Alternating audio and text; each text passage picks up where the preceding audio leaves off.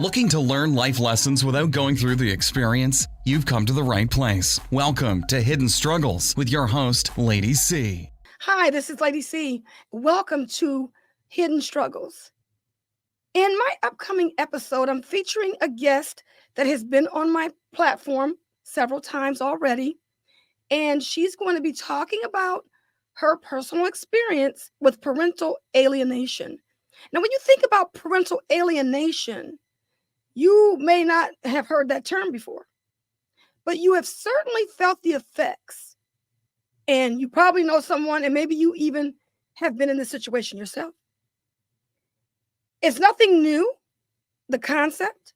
It's just that throughout the years, the past several decades, psychologists have had the opportunity to do more research on this situation. And not only that, but they have also been able to discover and study the effects of what happens to children in this situation. So, without further ado, I want to welcome Ivy to the show. Ivy, welcome back. Thank you for having me back. I'm so honored. Oh, you're so welcome. And like I said, we're doing this in like a three-part series, and she'll be back on subsequent episodes to talk more about her life experiences in a later episode. But right now, we're just going to focus on the parent alienation. And Miss Ivy, you want to tell us all about what that means? Well, parental alienation, what I thought was more so a legal situation, but I learned that it's not really. It's actually a psychological thing that happens to the child through manipulation. They're actually turned against the other parent or even grandparent in this case. I didn't know that was such a thing either. But going through it, I learned that not only was this situation happening in the context of a family, but also looking at the correlation of her belief system was also feeding that as well in terms of me not being good, being bad association or whatever the case may be. Now, Miss Ivy, in talking to you about your child and this alienation process that's taking place in your life right now, you want to explain to our audience who doesn't understand your background on why your daughter thinks that you're the bad guy. Well, coming from the Jehovah's Witness faith, you're taught heavily not to mix with the world, which is anyone outside of that organization. You're not encouraged to be around what they call bad association, either in or outside of the congregation. So, this whole concept of being judgmental of who you spend your time with is hammered into your head. And I was very devout and I taught my daughter these things. And I'm partially accountable for her thought process of looking at me like an enemy, right? Because basically it's what it equates to. And if a person's disfellowship, that term meaning shunned by the religion, then essentially they're not a servant of Jehovah. They don't have his spirit and they're with the rest of the world. So that's her view of me right now, in addition to whatever else she's being fed since I'm not around. And something, Miss Ivy, a lot of people have that same issue that you're having. I know several people that are in the same situation that you're in, where they raised their children in this religion and they taught them how to view people who left the religion. And this is what you're going through. And so now that you've left, the indoctrination that your child was given remains, which means that you're the outsider. And so at this point, how are you coping with what's going on? How are you coping with that? Well, I will say I'm glad that I'm not on a severe roller coaster of emotions anymore, because it was really intense for me. We've been apart now for 3 years, and the first 18 months were sheer hell. I was already in therapy, so I continued to do that. Um, I started looking into other forms of mindfulness, meditation, yoga, getting more into nature, being more intentional about my sleep habits and workout. And none of these things are perfect, right? But they are things that help me cope with it. And then when I just accepted it for what it was, I mean, living in the past is not going to do me any good. And constantly looking forward, like, oh, she'll come back to you one day, or wait till she's an adult. All daughters need their mothers. And I'm like, I don't want false hope. I've already been in a lifestyle belief system where there's false hope, is no paradise at the end of this situation. So I'm choosing to focus on the now, the moments that I have. So that helps me cope as well, and being able to love my daughter. I have a piece in a book I'm coming out with that says I had to let my daughter go so that I can have her forever. And fighting that situation was just, Lady C, it was driving me crazy, like seriously on the fringes of literally snapping mentally. So, I had no choice but to let go. And I'm glad that I did and that I'm moving forward. And I support her any way that I can. I still send her texts, I'll send her cards in the mail, little gift packages, because nothing's going to stop me from being her mother and saying I love her, but not being creative with how I can show her I love her. To me, if anything, gives me a glimmer of hope that she'll look back and see my actions and then come around to maybe at least want to have a conversation. Now, I totally understand what you're saying because, when we spoke, like I think about a couple years ago when you were Mhm. going through this situation with your daughter, and I remember, just how frustrated you were. And it was really, wearing on you. But now to see you saying that I realize I got to let go shows that you're starting to heal yourself because you realize that at this point, there's nothing you can do, but you can begin to heal yourself. And just like you're saying, you're with a therapist. He's telling you what this is. He says, what is parent alienation? You know? What other things are you doing to cope with this situation? I tell you from a ambition perspective, the different initiatives or businesses that I have going on is propelling me to be successful, right? Hashtag disfellowship success. And the theory or the belief system is that if you're disfellowship, then you're going to fail.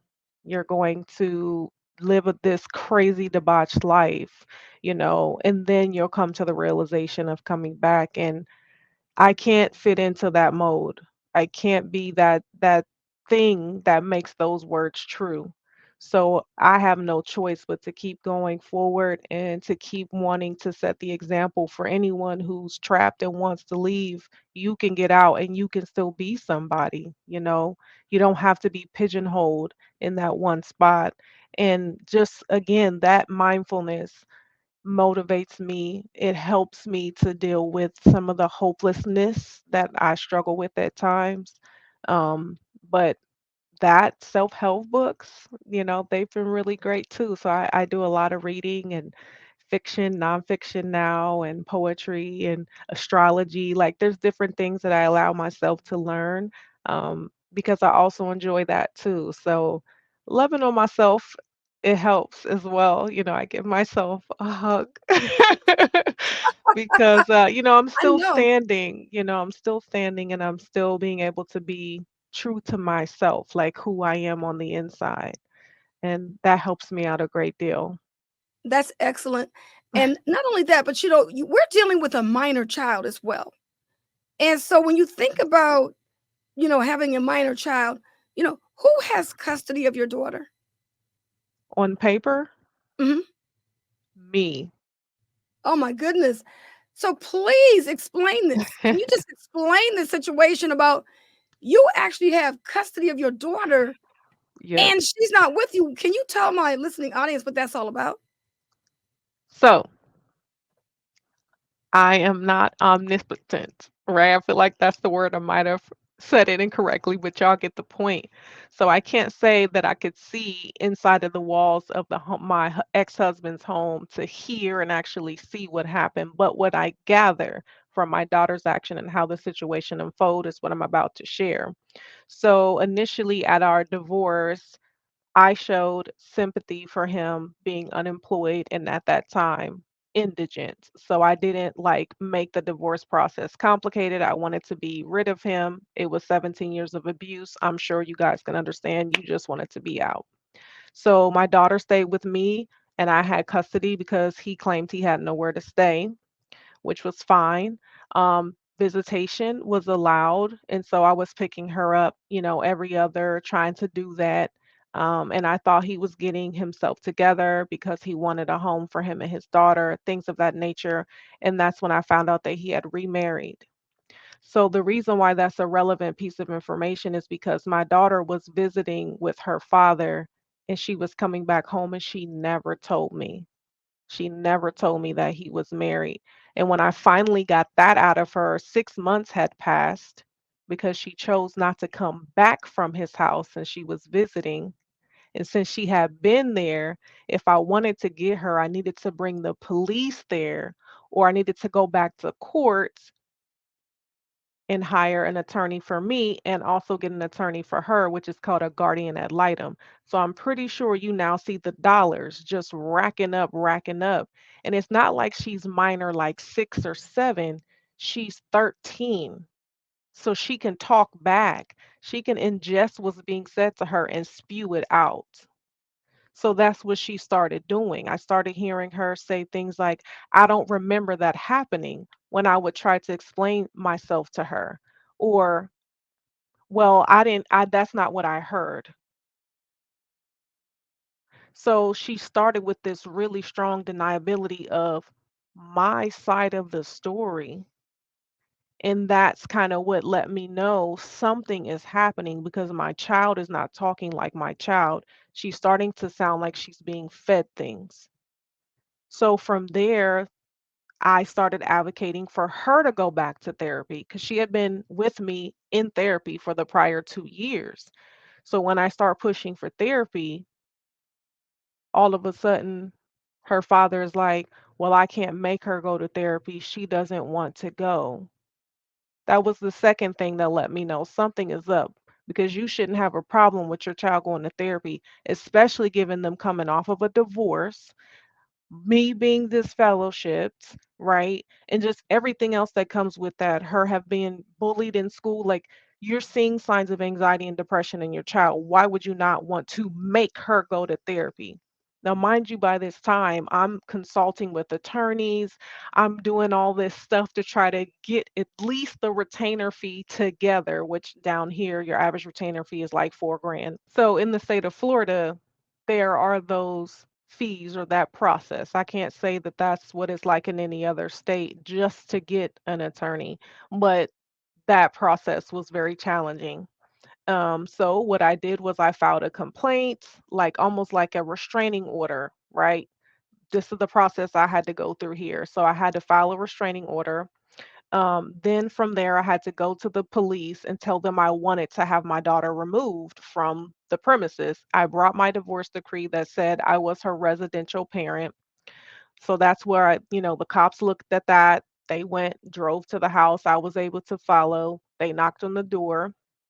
And literally, I see my ex-husband, I see my daughter, and then I see his new wife, which, mind you, I was never allowed to meet the new wife. That was another red flag. And my daughter standing there in the doorway, and I'm like really like, yeah, give me my kid back. And the police officers, they walked down the driveway pretty much and told me like, "Yeah, we can't take her." And I'm like, "Why not?" And they're like, "She's saying she doesn't want to leave and she doesn't want to be with you. And that you always overreact and that you're unstable." So So she I so had to gather myself oh my God. and drive away without my child, and that's what broke me. So that probably happened in like November of 2022. And when 2023 came, I had to like pretty much take 2 leaves of absence from work. Like I, I could not. So that really last year was my journey to healing, which has led me to where I'm at right now. Oh man, I am so sorry to hear that. I can just feel your frustration and to know that, you've always had your daughter in your custody, right? Yep. And then just to have her ripped away from you overnight, not only that, but for her to say it out of her own mouth that she didn't want to be with you. And at the Yeah. same time, here you are realizing that he's remarried, and now so it's like some other woman has taken your place, you Yeah. know, for your child, you Yeah. know. So how long did it take you to get over that? I Well, you're won't still say going I through. You're got probably still I going through don't it, I right? listen, I'm very meticulous with words at times, and I wouldn't say that I've ever or will ever get over it. However, I'm able to accept it and move beyond it, right? I feel like it's always going to be a small void in me because with parent, you know what I mean? It's a loss. So of course in the beginning it's going to be really raw and intense, but hopefully in time it calms down a little bit, but you never forget. That's why you can't get over it, right? That's kind of like a little, you know. So you just have to constantly work at it. You do. And then you have to accept that that's just a part of life. You just didn't anticipate it happening to you. Exactly. Well, now that your husband has the custody, I know Oh, and you he had doesn't mentioned. have custody because he Oh, will I'm not sorry. take me back to court. Oh, I shouldn't. Let me back. I'm gonna cut that. Now that your husband has convinced your daughter not to want to leave, and it's going to cost you all this money to get her back, and now she's older, are you required to pay him child support? No, no. Okay. So the reason why is because he doesn't legally have custody of her. So we would have to go through a whole custody and visitation battle just for him to establish custody at that time, which also means that now his financials are going to be on paper and so will his new wives. So that's a can of worms he doesn't want to open. And the reason why I know that is because when I was his wife, I was also a stepmother of two. And so I've gone through that nasty process of what it looks like to have something like that happen, and he doesn't want that smoke. Interesting. Yeah. So he But gets the the best of ter- both. but Well, I'm not gonna say he gets the best of both worlds because the best of both worlds would be for him to have custody and you pay child support. You know what I'm exactly. saying? So Yeah. that's what my last attorney, he said, "Yeah, leave it be." He said, "Just leave it be." He said, "How old is the kid?" And I told him, I said, "Well, she's," and he said, "Yeah, she about to be grown. Leave it be." And you know what? Here's the thing. I'm gonna tell you what makes your situation so terrible is the fact that under normal circumstances, a child would not want to not be with their other parent just because they left a religion. I mean, Right. because when you think about it, you got two things going on. Really, you got one. And the one thing is you no longer want to be part of the Jehovah's Witness religion. And according to this religion, when you leave, you're the one that's the wrong one. You're the one that left God. You're the one that we can't talk to anymore. Sinned. You sinned. You're soiled now. Yeah. And so, You're because no I mean, longer a saint. exactly. Can you imagine being a Catholic or a Baptist or something like that, and the parents are no longer together? Well, the other parent would not tell the child that the person that left the religion is no longer serving God or no longer, approved to associate with and stuff like that. Yeah. Because these other Yeah. religions, that just goes to show the power of a cult. Because these other religions do not teach their members that if somebody leaves their church, that they left God. And Right. so that's really what you're dealing with here. I mean, when you talk to your psychologist, did you ask him if he's ever seen this in other religions before? I don't know if I asked him that direct question. Um, but it is more prevalent in religions that shun people. um, which we know not only do cults shun, but there are other religions mainstream that shun as well. As a matter of fact, Catholics shun. Well, So yeah, well, yeah, but there's varying degrees, right? But it's still certain members who are super orthodox with that religion. They will abide by that and not deal with you, right? that would be my grandmother, but she didn't really shun. Trust me. Yeah, Like, but because right. she when my grandmother was going to be a nun, she was in the convent for 9 years, and she ended up leaving the convent and got married, so she never really became a nun. But Oh, okay. I mean, she was totally immersed in that religion, where she even wore her habit at night. This is after she got married and had Oh. 5 kids. My grandmother was totally in this religion, and none of her children practiced after they left home. Oh, So, and she was not shunning nobody. But the way it what? is they can't go and take communion if they're not in the church. So, like Mm. when my aunt went to her mother's funeral and they did communion, she didn't go take the communion. So Oh, I mean, at one point, I'm sure they did shun, and in fact, right. throughout history, you'll know that the Catholics not only shunned, but you were put to death. Okay, so bottom line is, I mean, nobody wants to go visit that part of history, right? But the bottom line is nobody does shunning like Jehovah's Witnesses. I've talked to so Facts. many different people, but don't nobody shun like those folks. You know, You said they I just mean, over the top, like, when you see shun in the dictionary, Jehovah's Witnesses is right is the caption right up under there. Because they yes, do a good job. I mean, they do a thorough good job of shunning. they do. But you You know know, what? The reason why I think that point that you make is why you can't just say if it's prevalent in one more so than the other, right? Because to a certain degree it happens. And it can happen for money reasons too. Let's think about it. That somebody could want to harbor the child because they want more money in child support, right? But it's over like 22 million people who experience this in the United States. And 10 million of them are adults that had extreme alienation cases. So it happens to a lot of parents and grandparents. absolutely. And I'm saying that, like you, I mean, and so we realize that there's not that many Jehovah's Witnesses in this country. And with the number of Jehovah's Witnesses that are in this country, they're probably not going to the therapist talking about it. So, of course, like you're saying, other people are experiencing it as well. And I think what you're saying is true too. It's the money thing, because when you put money into the equation, all Yeah. bets are off. And this You is know, post-pandemic too, at least in my situation. So, you know, that was really difficult. hmm it's really rough. But I mean, I grew up with kids that thought their parents or the other parent that left didn't want them.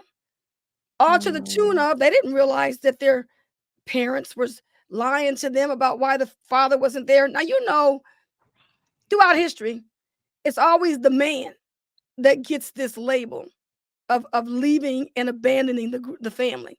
right. Because I mean, you heard the song "Papa Was a Rolling Stone" by the Temptations, right? So Yes. wherever he laid his hat was his home, right?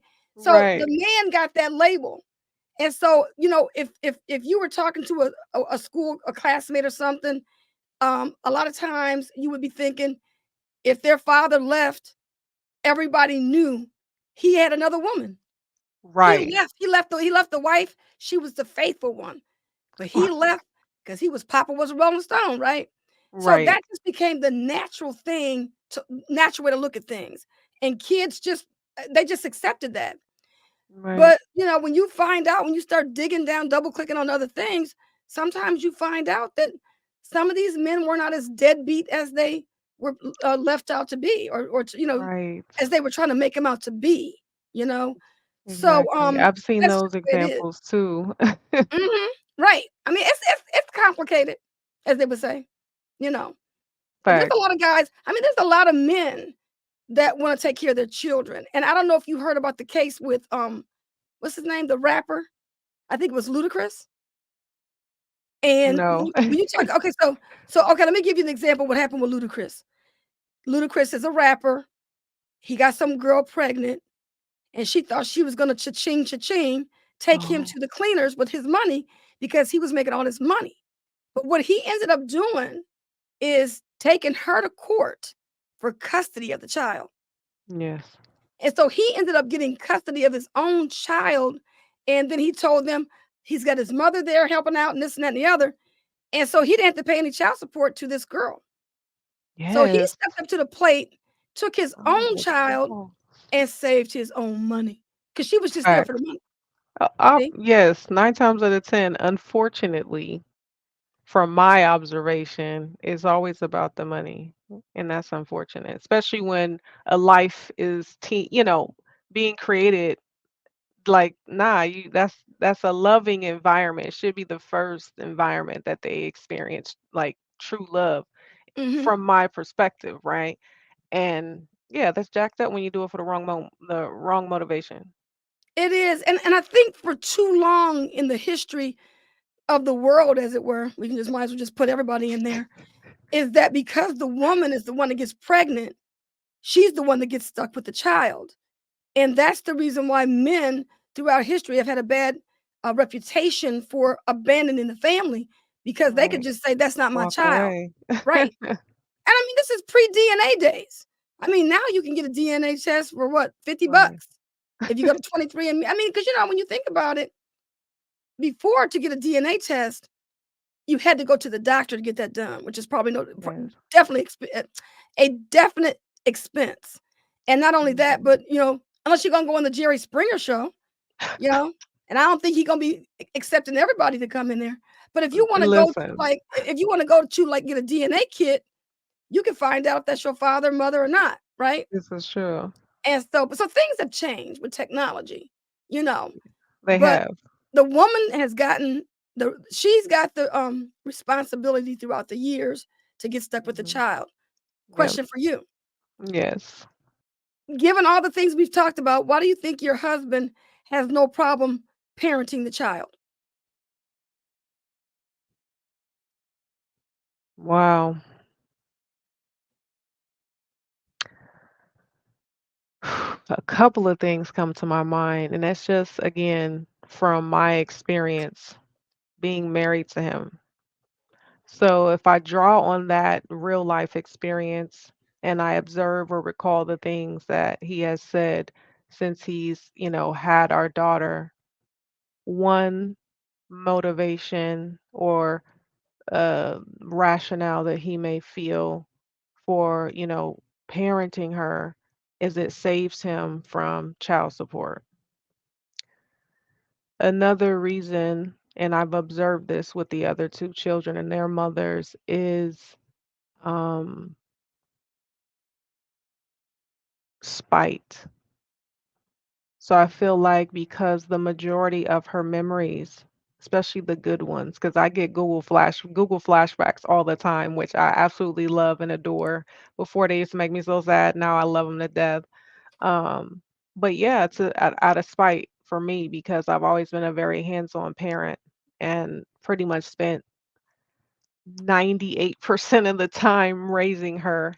So now to not have her, he knows that is a sting, that's something he has over me. But those would probably be the two primary ones, to try to perceive that he can do something that I can't do maybe. Um, but that's not true. Everyone who knows the situation intimately, they already know how that works. So, and if I had to be honest, I really can't explain the mind of someone I perceive to be narcissistic. I've read it on paper, I know what it means, but I don't really know the thought process. And I don't know if there's a spectrum of narcissism, right? So I know there's a lot of undercurrents there as to why he may feel he can parent her either alone or better than me. But think about it like this too, Ivy. Your daughter's 13 years old. When I was 11 years old, I was babysitting other kids. Or somebody would just say, "Hey, look, I'm going to the grocery store. Can you sit with my 5-year-old so they ain't got to be by themselves?" Right? So at Yes, 13 years old, he ain't got to do a whole bunch of parenting anyway.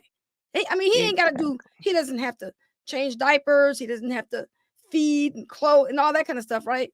Like dress her and Right. everything. So do you think that it's easy at that age? She's probably doing chores, you know? Oh, absolutely. She's doing chores and she's able, yes, pretty much she's able to take care of herself outside of needing a roof over her head and some place to sleep and stay. Like she's 16 now, so she could be driving and she could be working as well. Had a job since I was like about 14. I was responsible student, so my principal signed off on a work permit, so she had aspirations of doing all those things. Why they're not happening, I don't know, because none of those things would prevent her from her service to Jehovah. So, you're definitely right. She's super easy to take care of right now. She's always been that way. She's never been a problematic or a hard to deal with child. Like, she's like the best kid, and not just because she's my child, but like, she was so good. I was shocked for my first child, like, "Really?" I was like, "Jehovah," Not realizing it was just, genetics and a bunch of other DNA scientific stuff. Right. Well, as you can see, she got with the program. Because I remember when you were telling me before about how you indoctrinated her into the Jehovah's Witness faith and how she soaked everything up. She If was I you yeah, said you said I remember you told me, you said, if I leave Jehovah or if I leave the religion, then you keep serving. You keep going. You ignore mommy. yeah, Don't yeah. follow me out the door. You know? That's right, that's So right. she took My good my notes. mother yeah, my mother did that same exercise with me and my sister when we were younger, and so, yeah, I did that same exercise with her.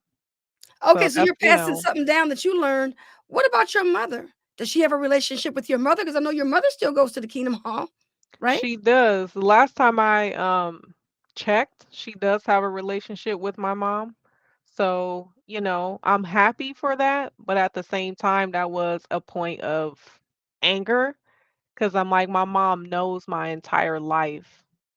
She knew intimately the marriage and I was expecting and hoping that she would advocate for me with my daughter to be like, "You need to call your mom." Like, "No, you need to text your mom back." Like, "Yeah, I know she may be wrong, but that's your mother?" And another reason why I felt like my mom would do that is because she too was left raising 4 daughters and had gone through a disfellowshipped husband and then her getting disfellowshipped.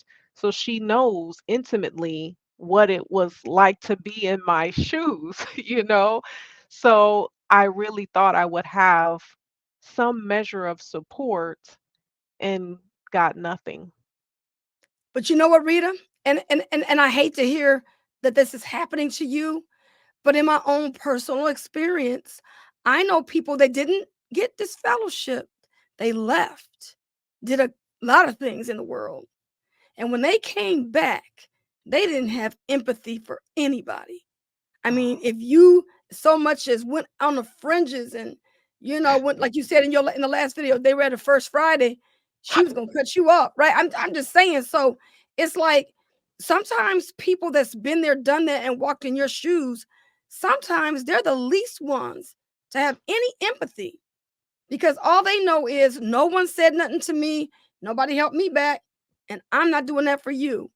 So a lot of times, people don't always look at somebody else and say, or like kind of look at themselves and say, well, I was in that situation. So I'm gonna give or feel a little bit better about somebody else, and I'm not gonna judge so yeah. harshly. That doesn't always happen. Well, I can testify to that it did not happen in my case, not with my mom, and in my opinion, not even with my best friend of 20 years. Hmm. So Yeah, it is what it is, right? These are things you accept and you move on, you establish exactly. the learned lesson, you pick, you keep going and you determine what type of person do you want to be as a result of that situation.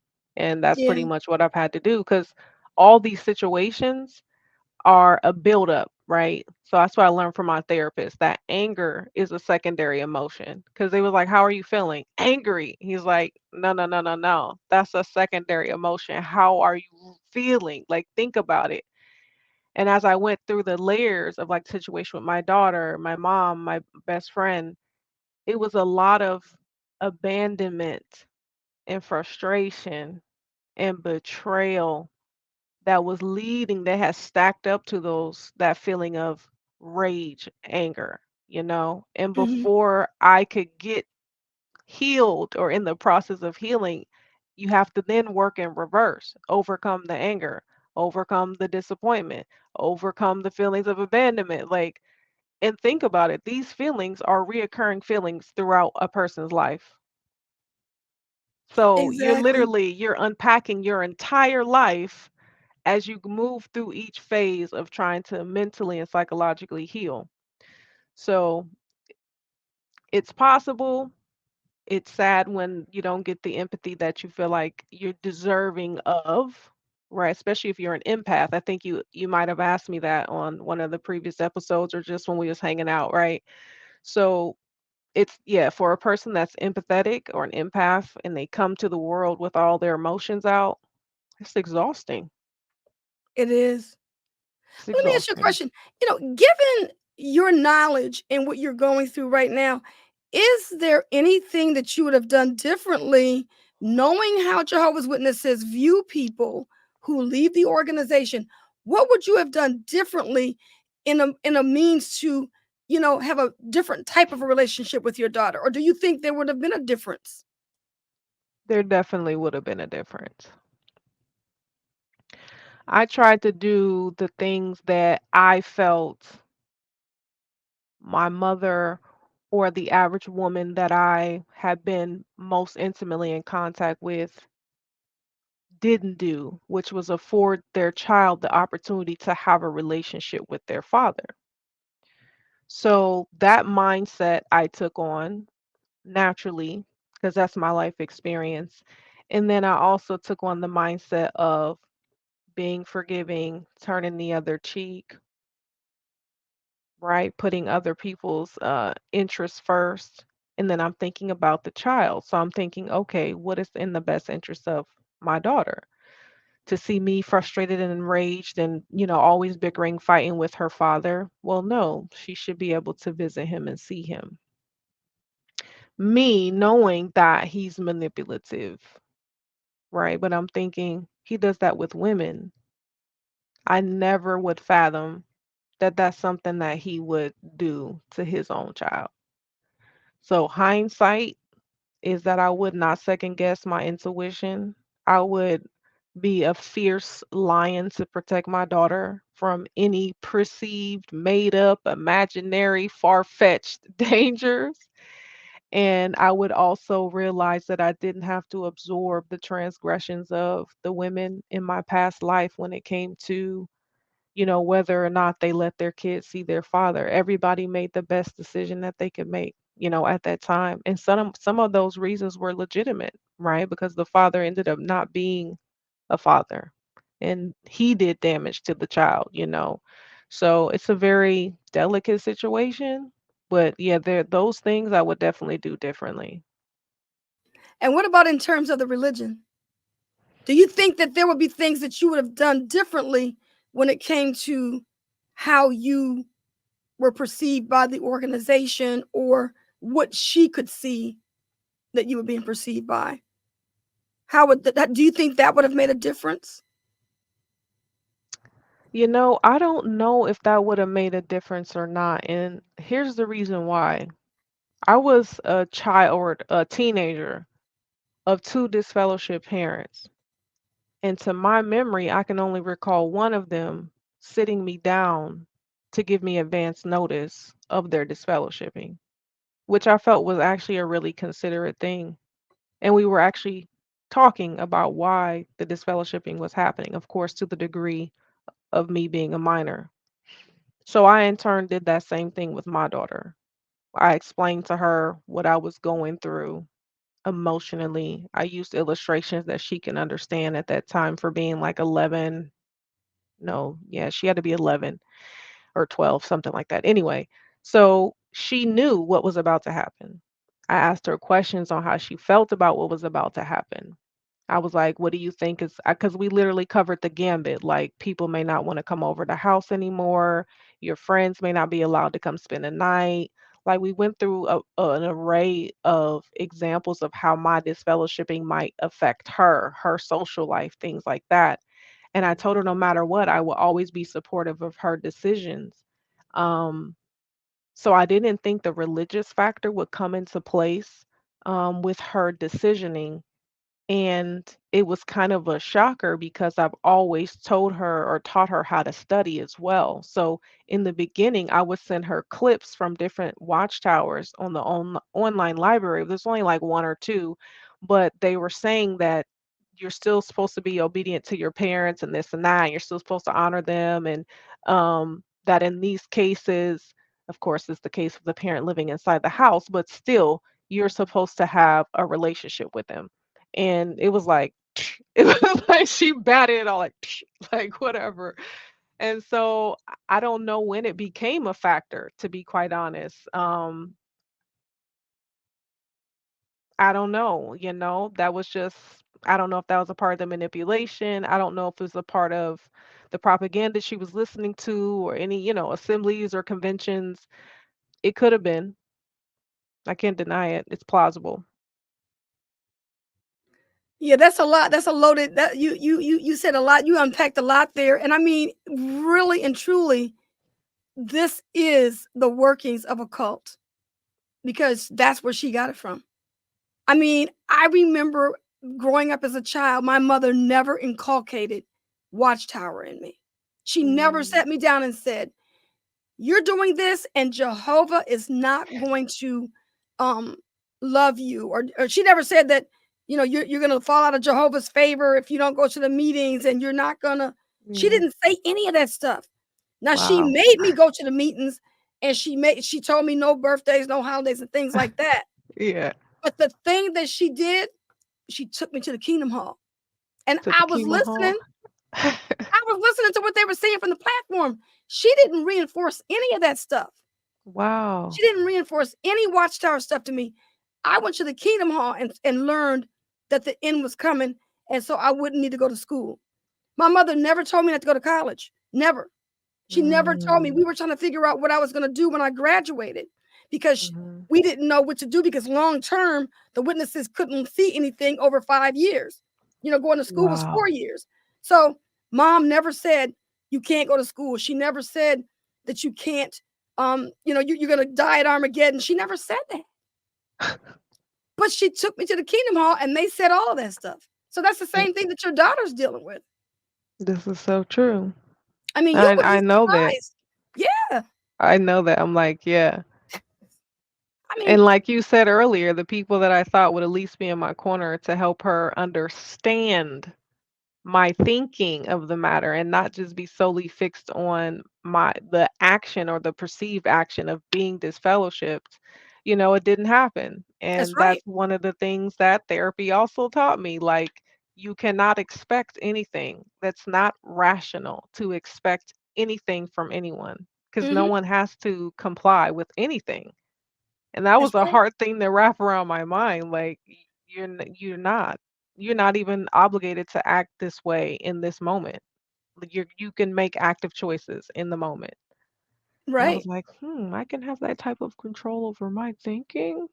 That's a superpower." I'm like, I mean, "Oh, it's amazing because, like I had people to say, um, what should I do? We will get emails from people and they'll say, my husband is still an active witness or my mother and my father. And should I let my child go visit my parents and allow them to go to the Kingdom Hall? And the experience I just gave you about myself is what I Mhm. told them about how you got to be careful because kids soak up information like a sponge. I mean, you you don't have to say stuff to them at home. They're at the meeting where you're telling them they should be. Like I said, my mom said I should be at the meeting, but she never came back and reinforced it. So I'm at the meeting because she said I got to be there. But my little mind is saying, because she wants me there, then they had a captive audience with me. And at that Okay. point, if you allow your children to go to the Kingdom Hall with your parents or anybody else for that matter, they're soaking in the information. Simple as that. You know. I So Miss know. Ivy, I know. you got any final comments that you want to say about this parental alienation, and what people, what couple of takeaways would you like people to take away from this discussion? I would definitely say that if you're not already in therapy for it, to please go to therapy if you can. If you don't have the resources for therapy, look in your city or county to see if they have any quick hits therapies, support groups, because you need to be able to understand that the range of emotions that you're going through are not unique to you, and you need to learn from people maybe who are actively going through that situation or who have overcome the situation. So therapy, yes, and then learning to love yourself again and not hold guilt for maybe what you didn't do or how your maybe disfellowship stayed or if you walked away, like how that is contributing. Obviously, you needed to do those things to be free, to think for yourself. So now you can think about not being guilty for doing what you needed to do. You didn't plan on this happening. You would not have predicted this outcome, as a result of the situation. So learn to love yourself in addition to that, and then laugh. Learn to laugh more. Stop taking life so seriously. We're not dying, in the moment in terms of whether or not we are going to incur, the creator's wrath or have to get through this catastrophic life event with burning buildings, So just laugh and live in the moment. That's all we have are the moments.